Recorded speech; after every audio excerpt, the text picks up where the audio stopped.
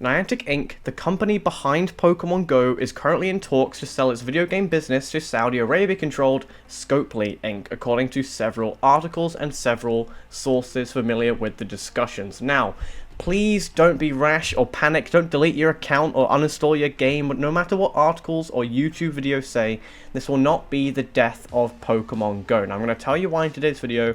I'm going to go through who Scopely are, what games they own that you probably already know about, what happened to those games when they were actually bought by them, and even asking players of those games themselves what changes occurred and what will happen to Pokemon Go in the future.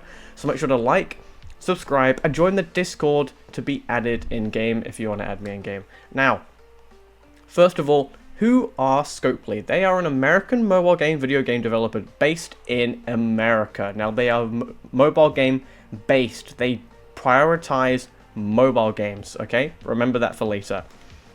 But they are owned by a parent company known as Savvy Games Group, a multinational video game company based in Riyadh, Saudi Arabia.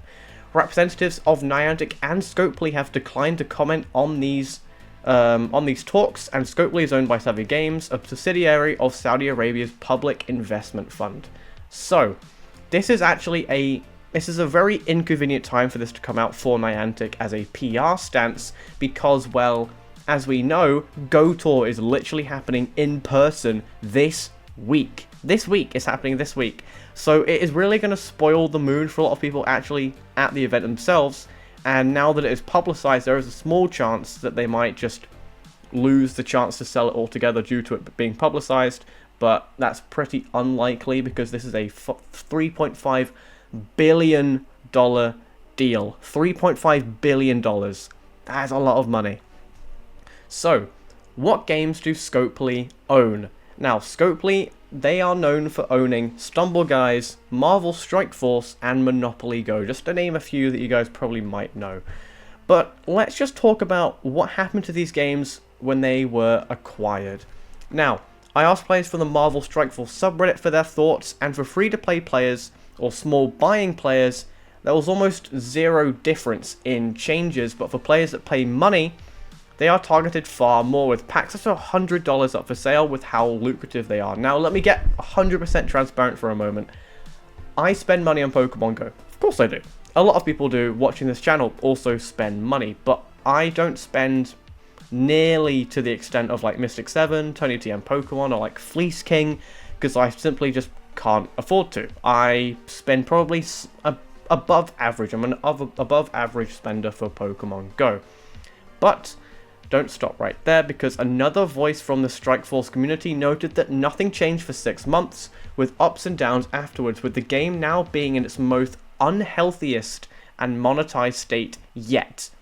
Now, this is kind of scary to think about, because they may do the sale and then we don't see a single change for 6 months. That could be fine. Like, we go like, oh, Pokemon Go is completely the same, nothing's changed. And then all of a sudden, we get, I don't know, a new update or a new feature implemented. And then it just goes up and down from there until, well, the game and the community just are rather stale and just not happy about it.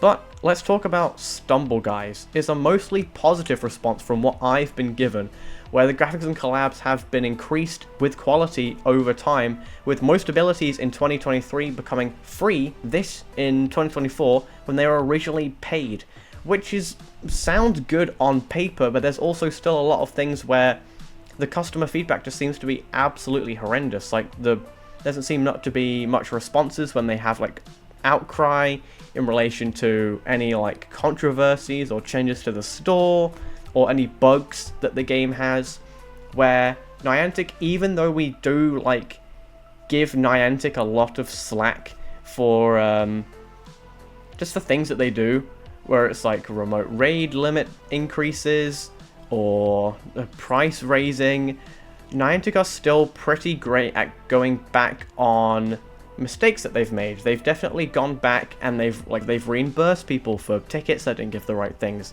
They've done makeup events for like the Elite Raid Rayquaza. They did a whole Mega Rayquaza raid day, and like they recently went back and they did the Beloved Buddies research, and they just gave it to everyone for free, and they just remade it so everyone could get an encounter with them all over again. It was just, I think that was just really good of them to do. So let's talk about what could change about Pokemon Go in the future. Now, I have several possibilities and theories. Some of them are good, some of them are bad, and some of them are up to you if you think they're bad or not. Now, the first one is that remote raid limits are removed, prices are lowered, reverting to the 2020 COVID status.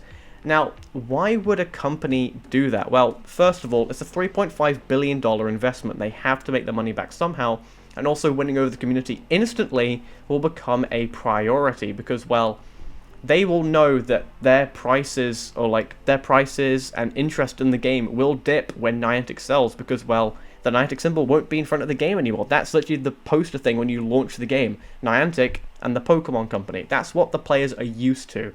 When you change something that players are unfamiliar with, then they'll lose interest.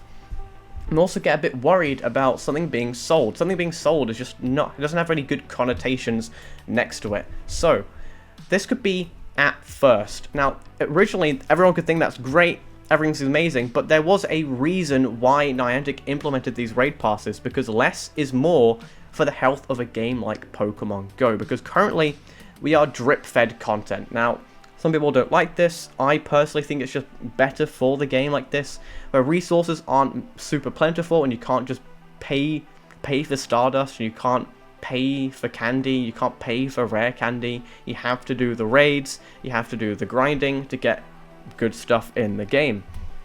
Even free-to-play players can grind in the game and get a huge amount of rewards. That's what makes Pokemon Go what it is. So if they end up changing the remote raid feature, and they make Shadow Raids permanently remotable, and they make Dynamax Raids and Gigantamax Raids all remotable, that will just change the game's status from a pay-to-play game to pay-to-win game, if you know what I mean. Because currently, I pay to do raids, but then other players get 2 free raid passes a day. They can maybe do 2 Gigantamax raids during a giant Gmax raid day. But then players that have infinite remote raid passes, they could get hundreds done in a day if they wanted to. But realistically, it could just be that. They could just change the current prices of things and just continue the game like that. And they could have the lucky trinket in the shop for Pokecoins or Stardust or a shiny charm. Sometimes with games like these, less is more for the health of it. That's why I wanted to mention for my first point. I really feel like if they really try and overhaul this current economy we have for Pokemon Go, it could really impact it in a positive way, lucrative wise, but community wise, I really don't think it'll go down well. Now, the second option is that the game becomes overly monetized, like a proper mobile game with pop-ups, ads, and bundles. Now, this has been noted for Monopoly Go, but I doubt this will happen because game companies, they aren't stupid. They may be money hungry, but that doesn't mean that they're stupid. They know that putting ads in Pokemon Go will just not sit right. You will most likely see some sort of advertisement, whether it being in the air balloon that you get the sponsored one, sponsored Pokestops and gyms. That is advertising. We already have advertising in Pokemon Go already, but it doesn't seem like a massive issue right now. It's because it's not forced upon you. You don't click on a Pikachu encounter and it says, watch an ad to get a shiny Pikachu, or watch an ad to get an XXL Pikachu, or watch an ad to get extra Stardust when you catch someone from a raid, for example. They are just pretty well implemented. I know the balloon can be a bit in your face until you click it, and then you have to sit there, stare at the picture of what they're advertising for a couple seconds before clicking off it. But it's probably the best case scenario if they want to implement any sort of advertising in Pokemon Go. I feel like keeping it as is probably the best choice. But if we get ads in-game, I really feel like it will just kind of kill the experience of it, because it's not what Pokemon Go is. Now, I have a very viable third option where barely anything could change. They could literally just acquire the company and change barely anything. Like, the leadership direction will definitely change, where they could maybe host different events. Now, since it is a Saudi Arabia-based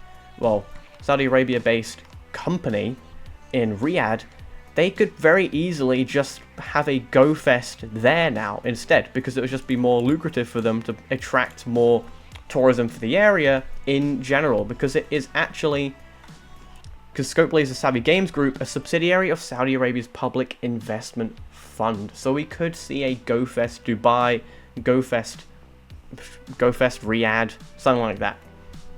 Pokemon Go remains a global phenomenon to this day, and I really feel like the change in leadership will have an impact on the game itself, definitely like the feel within the fan base, but I don't necessarily think it will be negative.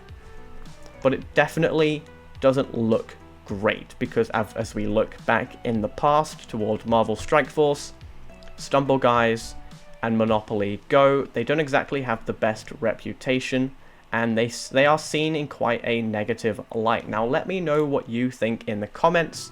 Please don't worry, it's most likely not going to be anything completely major, and do remember that this is all still in the works. Nothing has been fully, it's not a done deal yet. There are currently articles out right now about it, but it's not a done deal. So make sure to like, subscribe, and I'll see you guys in the next one. Peace.